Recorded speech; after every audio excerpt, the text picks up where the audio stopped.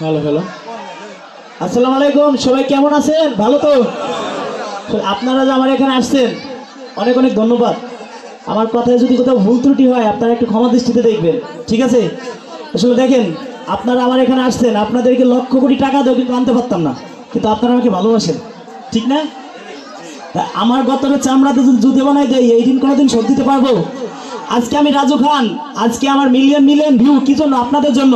একটা ভিডিও ছাড়া মাত্র 1 ঘন্টার ভিতরে শেয়ার হয় 2-1000, আপনাদের জন্য, আপনাদের ভালোবাসায়। আজকে দেখেন, আমি কিন্তু 1 লক্ষ টাকা দিয়ে কিন্তু একটা ড্রেস চাই না এখানে পড়তে পারতাম না।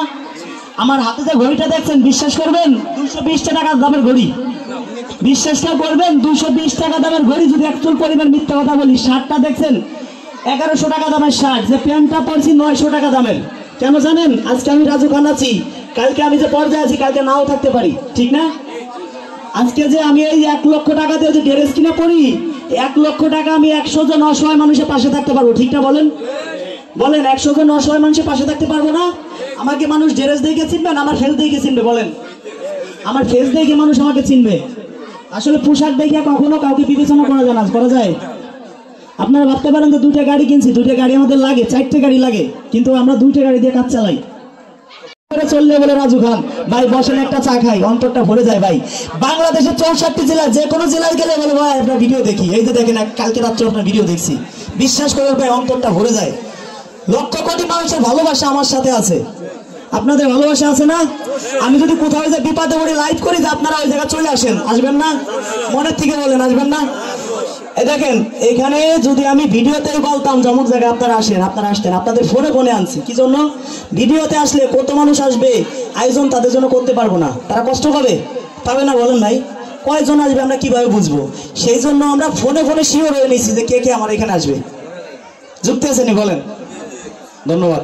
এখন শুনেন, একটা ডাক্তার, সর্বোচ্চ পৃথিবীর শ্রেষ্ঠ ডাক্তার, তার কাছে যদি কোনো রোগী যায়, সে চেষ্টা করে ভালো করার জন্য। 100 রোগী গেলে 100 রোগী কি ভালো হবে? বলেন, আমি কি 100 জনের মনে আশা পূরণ করতে পারবো? আপনারাই বলেন তো।